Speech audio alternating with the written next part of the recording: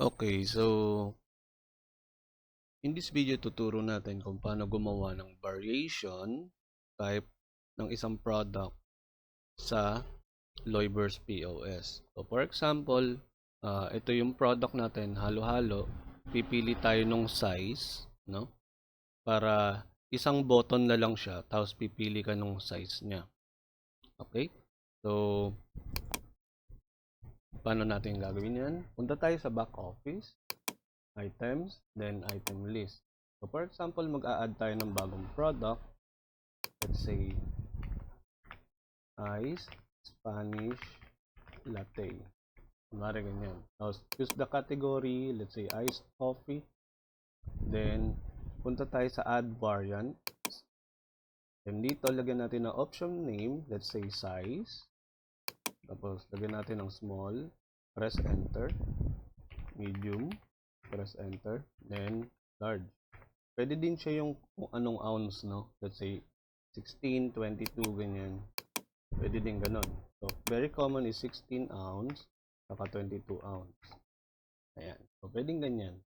Then, save lang natin. Ngayon, lalagyan natin siya ng presyo respectively.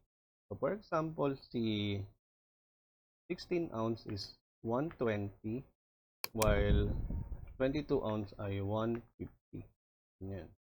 Okay? So, disregard nyo na lang tong stores kasi kung multiple branches kayo, makikita nyo to. Pero kung single store lang naman, hindi nyo na siya makikita dyan. Then, sa modifiers, disregard lang din. Then, hanapin nyo lang sa pinakababa yung save. Okay? Then, click nyo na yung save.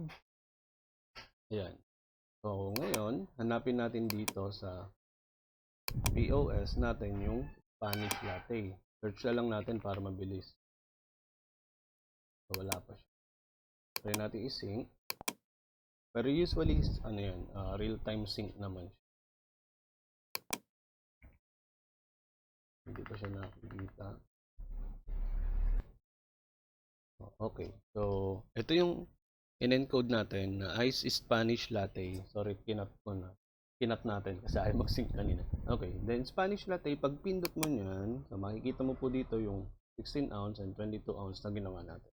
Then, sa quantity, simply tap no, ganyan lang. Tapos kung may comment na less sugar, ganyan, etc. So, for example, pinili is 150, ganyan.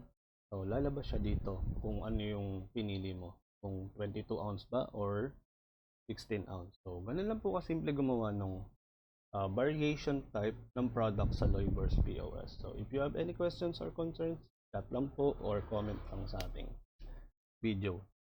Thank you very much.